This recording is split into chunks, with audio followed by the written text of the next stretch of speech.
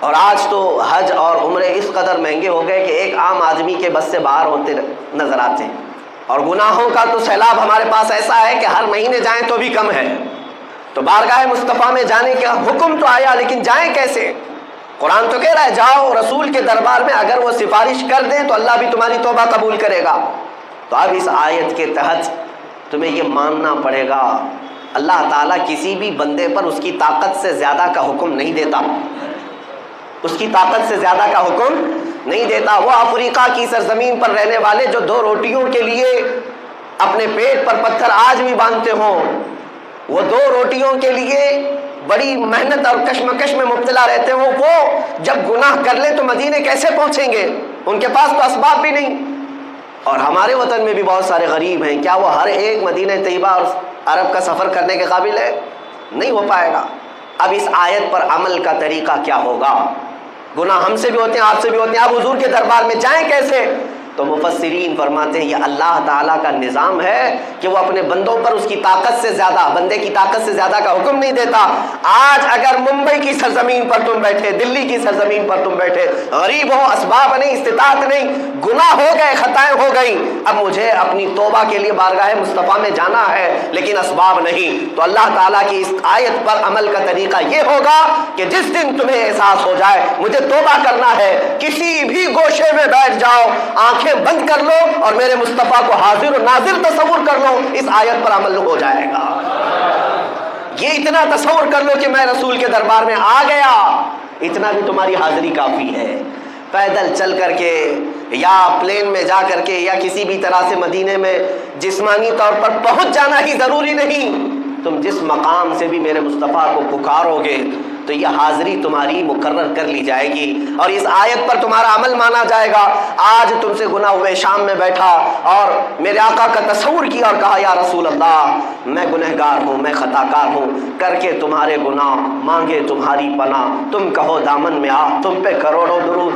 اعلیٰ حضرت بریلی شریف میں بیٹھ کر کے ہی تو یہ تمنا کر رہے تھے، گندے نکمے کمی، مہنگے ہے کوڑی کے تین، کون ہمیں پالتا، تم پہ کروڑوں درود، بے ہنر و بے تمیز کس کو ہوئے ہیں عزیز، ایک تمہارے سوا، تم پہ کروڑوں درود۔ بارگاہ مصطفیٰ میں جب بندہ یہاں سے آرزو کرتا ہے، تمنا کرتا ہے، تو میرے مصطفیٰ کریم صلی اللہ تعالیٰ علیہ وسلم وہی مدینے سے اللہ کی بارگاہ میں اس بندے کی سفارش کرتے ہیں، مولا فلاں بن فلاں نے مجھے آج پکارا ہے، فلاں کا بیٹا گناہوں سے توبہ کرنے کے لیے بڑی دور سے مجھے پکارا ہے اور میں اس کی سفارش کر رہا ہوں، مولا تو اس کی توبہ قبول کر لے۔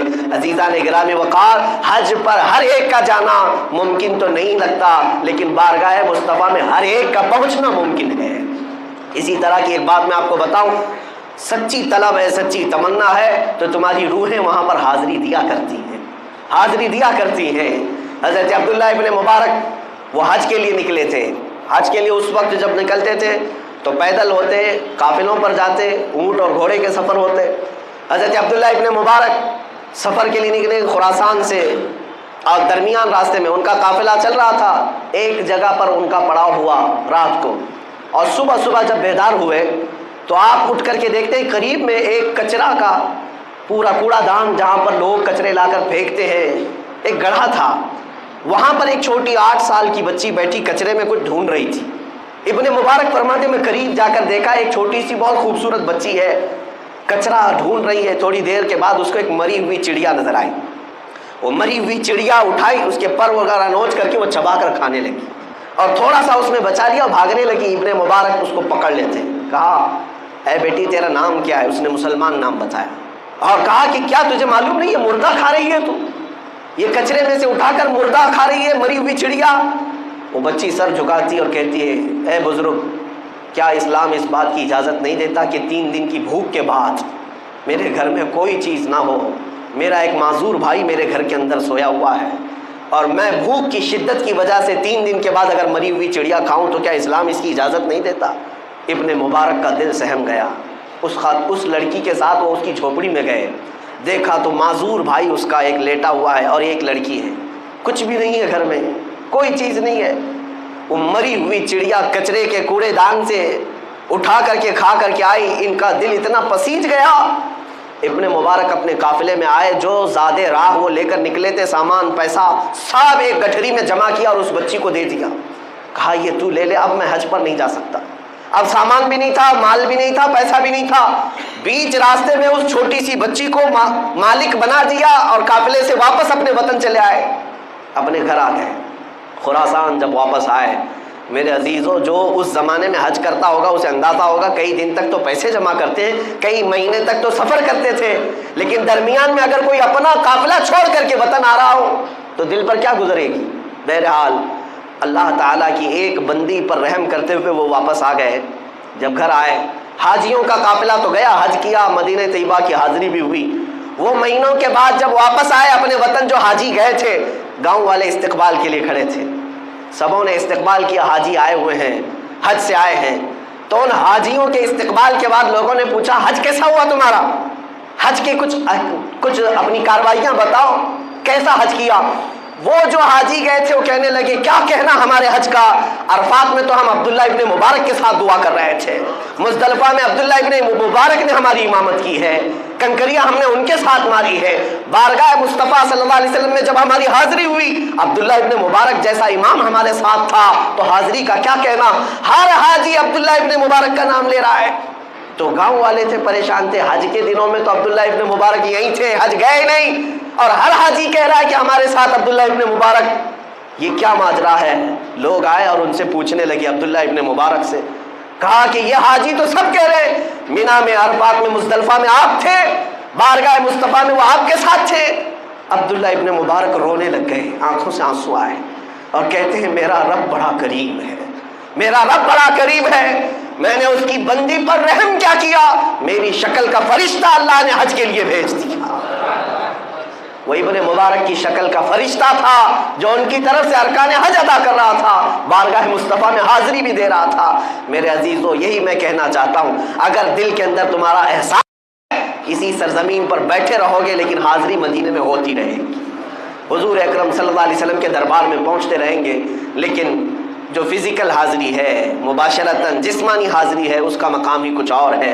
جب نبی رحمت صلی اللہ علیہ وسلم کے دربار میں ایک حاجی پہنچتا ہے تو اس کے دل کی دنیا بدل جاتی ہے۔ ظاہر سی بات ہے، ایک بچہ ماں کے پاس جب آ کر سکون محسوس کرتا ہے، قسم رب ذوالجلال کی میں اپنے دل کی کیفیت بتاتا ہوں، ماؤں کے سینوں سے چمٹ جانے کے بعد وہ سکون نہیں مل پائے گا جو بارگاہ مصطفیٰ کی جالیوں کے سامنے کھڑے ہونے سے ملتا ہے، اس لیے کہ ایسا لگتا ہے یہ رحمت کے دونوں ہاتھ ہمیں اب ہمیشہ کے لیے تھام لیں گے، دنیا کے ہر کانٹے سے، ہر بلا سے یہاں پر ہمارے لیے حفاظت ہے۔ اللہ تبارک و تعالیٰ آپ سب کو بار بار بارگاہ مصطفیٰ کی حاضری نصیب فرمائے، حج بیت اللہ آپ سب کو بھی اللہ تعالیٰ عطا فرمائے۔ عزیزان گرامی وقار، میں آخری یہ میسج ضرور دوں گا کہ اگر نہیں جا سکے عمرہ پر، حج پر، تو تمنا تو رکھو، لیکن جب بھی رات آئے، جب بھی شب ہونے لگے یا گناہ ستانے لگے تو ایسا نہ کرنا کہ ڈاکٹر کے پاس بھاگتے رہے، دل کا علاج کرتے رہے، بی پی شوگر تو بڑھتا ہی رہا لیکن روح بیمار ہوتی رہی، ایسا نہیں۔ جب گناہ زیادہ ہو جائیں تو میرے عزیزو تنہائی میں بیٹھو اور میرے مصطفیٰ کو یاد کرو، بارگاہ مصطفیٰ میں حاضری دے کر کے یوں کہو یا رسول اللہ، بد ہیں تو آپ کے، بھلے ہیں تو آپ کے، ٹکڑوں پہ یہی کہ پلے ہیں، رخ کدھر کرے۔ اور رات کے وقت تنہائی میں ہمارے بزرگوں نے ہمیں یہی درس دیا ہے کہ ایک بار یوں کہہ دینا، میں مجرم ہوں آقا مجھے ساتھ لے لو، میں مجرم ہوں آقا مجھے ساتھ لے لو، کہ رستے میں ہیں جا بجا تھانے والے، چمک تجھ سے پاتے ہیں سب پانے والے، میرا دل بھی چمکا دے چمکانے والے۔ بارگاہ مصطفیٰ میں جس دن تمہاری یہ آواز لگ جائے گی انشاءاللہ، وہ مدینے والے اتنے غیرت مند ہیں، اتنے غیرت مند ہیں کہ امام شرف الدین بوسیری کو جب لقوہ ہو گیا تھا، فالج ہو گیا تھا، انہوں نے رات کو سونے سے پہلے غم میں یہ اشعار لکھے تھے، مولا صلی وسلم دائما ابدا علی حبیبک خیر الخلق کلہم۔ یہ قصیدہ بردہ کے اشعار لکھ کر کے وہ سوئے تھے، امن تذکری جیران بدی سلمی مزجت دمعا جرا من مقلت بدمی، لیکن مقدر جاگا، خواب میں میرے آقا تشریف لائے اور خواب میں ہی امام بوسیری کے جسم پر ہاتھ پھیرا اور اپنی ایک چادر عطا کی۔ شرف الدین بوسیری کہتے ہیں صبح جب میں اٹھا تو دیکھا نہ مجھے لقوہ ہے، نہ فالج ہے، نہ پیرالائز ہے، میں صحیح سلامت ہوں، اور خواب میں میرے آقا نے جو چادر دی تھی وہ میری گود میں ابھی بھی پڑی ہوئی تھی۔ وہ جب عطا کرنے پر آئے تو بے حساب عطا کرتے ہیں، اتنا دیا سرکار نے مجھ کو جتنی میری اوقات نہیں، یہ تو ان کا کرم ہے ورنہ مجھ میں تو ایسی بات نہیں۔ اللہ تعالیٰ نے انسان کو بنایا ہے اور انسان بھولتا بار بار ہے اور خطائیں بھی بار بار کرتا ہے۔ خطا کرنے والا اور بھول جانے والا اللہ کی بارگاہ میں ایسا نہیں ہے کہ وہ ہمیشہ کے لیے ناکارہ ہے، بلکہ اللہ تعالیٰ نے اسے زندگی میں بار بار موقع دیے ہیں کہ تو اپنی خطاؤں سے اور اپنی بھول سے پھر سے دوبارہ اپنی اچھی زندگی میں آ جا، اور اسی کو ہم توبہ کہتے ہیں۔ توبہ کا جو آپشن رکھا گیا ہے انسانوں کے لیے، مسلمانوں کے لیے خاص طور پر، بہت ہمت والا ہے دروازہ ہے، بہت ہمت والا دروازہ ہے۔ اور اسی وجہ سے حدیث پاک میں یہ ہے کہ گناہ کرتا ہے بندہ، پھر توبہ کرتا ہے، پھر گناہ کرتا ہے، پھر توبہ کرتا ہے، یہ کرتا رہتا ہے۔ فرشتے اللہ کی بارگاہ میں عرض کرتے ہیں کہ مولا یہ تو بار بار وہی کرتا ہے، پھر توبہ کرتا ہے۔ اگر ہمارے ساتھ کوئی غلطی ایک بار دو بار کر دے، تیسری بار تو ہم اسے چھوڑیں گے بھی نہیں۔ انسانوں کی طبیعت تو یہی ہے، لیکن بندہ جب بار بار ایک خطا کرتا ہے اور پھر توبہ کرتا ہے، پھر خطا پھر توبہ، تو فرشتے جب اللہ کی بارگاہ میں یہ عرض کرتے ہیں کہ مولا یہ ہر بار یہی کرتا ہے، تو جانتے ہیں پروردگار عالم کیا فرماتا ہے؟ ارشاد فرماتا ہے، اے میرے فرشتوں، میرا بندہ مجھے رحمان سمجھتا ہے اس لیے بار بار توبہ کرتا ہے، مجھے وہ ارحم الراحمین سمجھتا ہے، ورنہ کون بار بار اللہ تبارک و تعالیٰ کی بارگاہ میں دروازہ کھٹکھٹاتا؟ تو رب تبارک و تعالیٰ ارحم الراحمین ہے، یہ تصور ہر مسلمان کے ذہن میں ہے، اس کی وجہ سے وہ کبھی مایوس نہیں ہوتا۔ اور شیطان کا سب سے بڑا حربہ کیا ہے جانتے ہیں آپ؟ سب سے بڑا بہکانے کا اور گمراہ کرنے کا اور ہمیشہ گناہوں میں ملوث رکھنے کا سب سے بڑا آلہ، کہ بندے کو سب سے پہلے نا امید کرتا ہے، اب تیرا کیا ہوگا، تو بہت برباد ہو چکا ہے۔ یہ جو خیال شیطان ڈالتا ہے دل میں، اس کے بعد پھر وہ بندہ جری ہو جاتا ہے، اب میرے توبہ سے بھی کچھ ہونے والا نہیں ہے، جو جس طرح زندگی چل رہی چلنے دو، ارے 50 سال ہو گئے اب تک میں یہی کرتا رہا، اب کیا سدھروں۔ یہ جو خیالات ہے یہ شیطان ڈالتا ہے تاکہ اس کی کفر پر موت ہو جائے، تاکہ وہ ہمیشہ گناہوں کی موت مرے۔ نا امیدی جو ڈالتا ہے شیطان، اب میرے ساتھ کچھ ہونا نہیں ہے۔ نہیں میرے عزیزو، رحمت عالم صلی اللہ تعالیٰ علیہ وسلم کی بارگاہ میں کیسے کیسے لوگ آئے اور ارحم الراحمین نے ان کی توبہ قبول کی۔ آپ کو ایک بات میں بتاؤں، سیدنا عمر ابن خطاب رضی اللہ تعالیٰ عنہ کا دور ہے۔ مثنوی شریف میں مولانا روم فرماتے ہیں، جنت البقیع آپ نے سنا ہوگا، قبرستان مدینے کا، مدینے کے قبرستان میں رات کے وقت ایک بوڑھا آدمی 80 سال کا جو بانسری بجاتا تھا اور اسی سے پیسہ کماتا تھا، اس کی بانسری میں بڑی اچھی لے تھی، بڑی سر اچھی تھی، لوگ سنتے تھے اور پیسے دیتے تھے، لیکن بڑھاپے میں جب سانس پھولنے لگ جاتی ہے، ہانپنے لگ جاتا ہے، سانس نہیں ٹھہرتی، تو بانسری کیسے بجتی؟ اس کی لے ٹوٹ جاتی، لہجے بدل جاتے۔ بوڑھا آدمی، اب اس کی بانسری سننے کو کوئی آتا نہیں تھا اور پیسے ملتے نہیں تھے، تھک ہار کر کے وہ آیا، رات کا وقت تھا، جنت البقیع قبرستان میں، 80 سال کی عمر کا ہو گیا ہے، اس نے بانسری توڑ دی، کہا زندگی بھر جس چیز سے میں کماتا تھا اب میری سانسوں نے جواب دے دیا، جسم پھولنے لگا ہے، سانس زیادہ آنے لگ گئی ہے، اب میرا کھانا پینا کیسا چلے گا؟ خیر ارحم الراحمین، ہوں تو تیرا ہی بندہ، میرے اہل و عیال نہیں، میرے رشتہ دار نہیں، مجھے اگر تو بھوکا مارنا ہے تو اسی قبرستان میں مار دے، یا اگر میری زندگی باقی ہے تو میرے رزق کا انتظام کر دے۔ وہ رو رہا تھا 80 سال کی عمر میں۔ جب بندہ لاچار و مجبور ہوتا ہے تو پروردگار کو ہی یاد کرتا ہے۔ جانتے ہیں عمر ابن خطاب رضی اللہ تعالیٰ عنہ امیر المومنین مسجد نبوی میں تھے اور ان کی آنکھ لگی تھی، خواب میں رسول پاک صلی اللہ تعالیٰ علیہ وسلم تشریف لائے، کہا عمر اللہ کا حکم ہے جنت البقیع میں جاؤ، ایک بھوکا آدمی کھڑا ہے، اپنے گھر سے کھانا لے جاؤ اور اس کی ضرورت کا انتظام کرو۔ نیند کھلی تو آپ نے دیکھا اللہ کے حبیب صلی اللہ علیہ وسلم کی طرف سے حکم آیا اور رب ذوالجلال کا حکم ہے، گھر سے عمدہ کھانا لیا تو شادان لے کر کے کچھ مال و متاع بھی لے کر قبرستان میں گئے، ڈھونڈا کون ہے یہاں پر، تو دیکھا کہ ایک ہانپتا کانپتا ہوا 80 سال کا بوڑھا روتا ہوا نظر آیا۔ امیر المومنین اپنے ہاتھ میں توشادان لے کر اس کے قریب گئے، کہا تو بھوکا ہے؟ کہا ہاں بھوکا ہوں، بیٹھ چل میں تجھے کھلاتا ہوں۔ دسترخوان بچھا کر اسے اپنے ہاتھوں سے کھلایا اور اسے اپنی ضرورت کے مطابق جو ضروریات تھیں اس کی ضرورت کے مطابق وہ ساری چیزیں دی۔ وہ بوڑھا پوچھتا ہے آپ کون ہیں؟ حضرت عمر فاروق نے کہا میں عمر ابن خطاب ہوں۔ وہ ڈر گیا، حضرت عمر سے کون نہیں ڈرتا تھا کہ کہیں یہ کھلا پلا کر کے مجھے کوڑے نہ ماریں کہ زندگی بھر بانسری بجانے والا آج پکڑا گیا ہے، ہاں آج مجھے یہ سزا نہ دے دے۔ وہ کانپنے لگا، کہا کہ آپ یہاں کیسے؟ حضرت امیر المومنین کہتے ہیں میں خود نہیں آیا، مجھے اللہ کے رسول نے بھیجا، اور رب تبارک و تعالیٰ کا حکم آیا تھا کہ تو بھوکا ہے اور تو نے رزق مانگا ہے اور مجھے تیرے رزق دے کر کے بھیجا گیا ہے۔ وہ چیخ مار کر کے گر پڑا زمین پر اور رونے لگا، اپنے ہاتھ پھیلا کر کہا سچ فرمایا مولا تو ارحم الراحمین ہے، 80 سال تجھ سے دور بھاگتا رہا، ایک بار کیا تجھے میں نے پکارا، تو نے وقت کے امیر المومنین کو کھانا دے کر بھیج دیا۔ اللہ رب العزت کی بارگاہ میں نا امیدی اور مایوسی جو شیطان لاتا ہے، اس سے بندے بھٹک جاتے ہیں، بہک جاتے ہیں، انہیں توبہ کی توفیق بھی نہیں ملتی۔ اسی لیے میرا مولا فرماتا انا عند ظنی عبدی بی، رب تعالیٰ فرماتا میرا بندہ میرے بارے میں جیسا گمان کرتا ہے میں اس کے ساتھ ویسا سلوک کرتا ہوں۔ تم کیا گمان کرتے ہو؟ وہ سخت پکڑ کرے گا، ابھی مار ڈالے گا، وہ غفار ہے، قہار ہے، جبار ہے، لیکن ساتھ میں وہ ستار بھی ہے، وہ رحمان بھی ہے، رحیم بھی ہے۔ اگر رب تبارک و تعالیٰ ہر چیز پر پکڑ کرتا تو ہمارا تو جینا ہی نہیں تھا، یہاں پر اتنے گناہ ہو چکے۔ اور وہ رب تعالیٰ فرماتا وسعت رحمتی کل شیء، میری رحمت نے ہر چیز کو گھیر رکھا ہے۔ اللہ رب العزت بندوں کو معاف کرنے کا اظہار زیادہ فرماتا ہے۔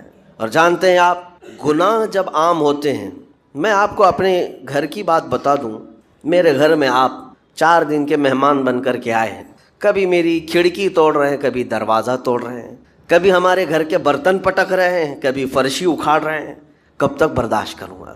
آپ کو نکال کر باہر کر دیں گے، مہمان نہیں، یہ بلا ہو گئی ہے، گھر سارا اجاڑ رہا ہے۔ ایک چیز پر چھوڑ دیا جائے، 2 چیز پر چھوڑ دیا جائے، یہ انسانوں کی فطرت ہے، انسانوں کی فطرت۔ لیکن رب کائنات اپنی کائنات میں ہم بندوں کو اتارا ہے، ہم نے کیا نہیں بگاڑا، اپنے گناہوں سے اس کی زمین کو لال کر دیا، ہاں اس کی نافرمانی سے ہم نے اس کائنات کے رنگ کو بدل دیا، کھلے عام گناہ، ننگا پن، بے حیائی، عیاشی، سب کچھ ہوتا رہا۔ اس کی کائنات ہے، اس کی زمین ہے، اس کی سلطنت ہے۔ اور ان گناہوں کی وجہ سے جانتے ہیں آپ، سمندر اللہ کی بارگاہ میں عرض کرتا ہے کہ مولا تو مجھے اجازت دے دے، میں ایسی طغیانی لاؤں گا کہ یہ سب ہلاک ہو جائیں گے۔ ہوائیں اللہ سے اجازت مانگتی ہیں تو مجھے شدت دے دے، میں اتنا تیز اڑاؤں گی کہ ان کے پرخچے اڑ جائیں۔ لیکن جانتے ہو اللہ کی طرف سے جواب کیا آتا ہے؟ سمندر کو بھی رب تعالیٰ فرماتا ہے، ہواؤں کو بھی کہتا ہے رب تعالیٰ رک جاؤ، میں میرے بندوں کے انتظار میں ہوں، میرے بندوں کی توبہ کے انتظار میں ہوں کہ میرے بندے میرے پاس لوٹ آئیں گے۔ اسی لیے اللہ کے حبیب صلی اللہ تعالیٰ علیہ وسلم ارشاد فرماتے ہیں، اللہ تعالیٰ کو سب سے زیادہ خوشی کس بات کی ہوتی ہے جانتے ہیں؟ رب تعالیٰ اپنے بندوں سے کب خوش ہوتا ہے؟ مثال دے کر کے میرے آقا نے فرمایا، مثال دے کر سمجھایا۔ صحرا میں، ڈیزرٹ میں ریتیلے میدان ہوتے ہیں، اس کا سفر بڑا ڈینجر ہوتا ہے۔ آج بھی ڈیزرٹ ہیں بہت سارے، سہارا ڈیزرٹ کا نام سنا ہوگا آپ نے۔ ہم گئے ہیں 200-250 کلومیٹر تک آپ چلتے رہو گاڑی، نہ ایک درخت نظر آتا ہے، نہ پہاڑ نظر آتا ہے، نہ گھر نظر آتا ہے، کچھ بھی نہیں۔ اس طرف میدان ریت کا اور آسمان لگا ہوا دکھتا ہے، ادھر بھی آسمان، تنہا ہم اکیلے نظر آتے رہتے ہیں۔ صحرا کا جو سفر ہوتا ہے بہت کٹھن ہوتا ہے۔ نبی پاک صلی اللہ تعالیٰ علیہ وسلم مثال دیتے ہوئے ارشاد فرماتے، ایک بندہ اپنی اونٹنی لے کر، اس پہ ساز و سامان لے کر کھانے پینے کا صحرا کے سفر پر تھا، اور صحرا میں کھانا پانی بہت مقدار میں لی جاتی ہے کیونکہ کچھ ملتا نہیں، اور جلد سے جلد وہاں سے سفر گزار کر کے آنا۔ ایک بار اگر راستہ بھٹک گیا موت ہو جاتی ہے، وہاں پہ راستہ ملے گا نہیں، جس طرف بھی جاؤ تو لگے گا سیدھا ہی چل رہا ہوں، ڈائریکشن ہی نہیں پتہ ہوتے صحرا میں۔ حضور پاک صلی اللہ علیہ وسلم فرماتے ہیں ایک بندہ صحرا کے سفر میں اپنی اونٹنی کے ساتھ ساز و سامان لے کر سفر پر تھا، بیچ راستے میں اسے نیند آئی، سویا، سو کر کے اٹھا تو دیکھا اس کی اونٹنی ساز و سامان کے ساتھ غائب ہے، صحرا میں، بیچ صحرا میں۔ اب جو سواری تھی وہ غائب ہے، کھانا پانی تھا وہ غائب ہے، کچھ نہیں ہے ساتھ میں۔ گھبرا گیا، پریشان ہوا، اپنی اونٹنی کو ڈھونڈتا ڈھونڈتا تھک گیا، کبھی ادھر کبھی ادھر، کبھی ادھر کبھی ادھر، ہر جگہ کہیں کوئی نشان نظر نہ آئے۔ اور جب سواری نہیں ہے تو اب کئی 100 کلومیٹر کا بغیر کھانے پینے کے کیسے سفر کرتا؟ تھک ہار کر کے دوسرا دن ہو کہ تیسرا دن ہو، ایک جگہ وہ بندہ سو گیا، پھر سے سو گیا، اب راستہ بھی نہیں ملتا۔ سویا تو نیند سے اٹھا جب تو دیکھا اس کی اونٹنی بھی موجود ہے، اس کا ساز و سامان بھی ہے۔ یہ مثال ہے، یہ مثال ہے۔ میرے آقا صلی اللہ علیہ وسلم صحابہ سے اب پوچھتے ہیں، اے میرے صحابہ بتاؤ اس بندے کو جو صحرا میں گمشدہ اونٹنی جس کی مل جائے اسے خوشی کتنی ہوگی؟ صحابہ کہتے ہیں یا رسول اللہ اس کی تو جان میں جان آ گئی ہوگی، کیونکہ وہ جانتے تھے صحرا کا سفر کیا ہوتا ہے۔ کہا سب سے زیادہ اسے خوشی ہوگی کہ اس کا کھویا ہوا سامان مل گیا، کھوئی ہوئی سواری مل گئی۔ میرے آقا صلی اللہ علیہ وسلم فرماتے ہیں گم شدہ اونٹنی کے ملنے پر جیسے اس مسافر کو خوشی ہوئی، اس سے کئی زیادہ بڑھ کر کے رب تعالیٰ کو اس وقت خوشی ہوتی ہے جب ایک گنہگار بندہ واپس توبہ کر کے اس کی بارگاہ میں آتا ہے۔ رب تعالیٰ کی بارگاہ میں جب بندہ پلٹ کر کے آتا ہے، رب تعالیٰ فرشتوں پر اس بندے کو دکھا کر رشک کرتا ہے، ارشاد فرماتا ہے میرا بندہ میرے پاس آ گیا، میرا بندہ میرے پاس آ گیا ہے۔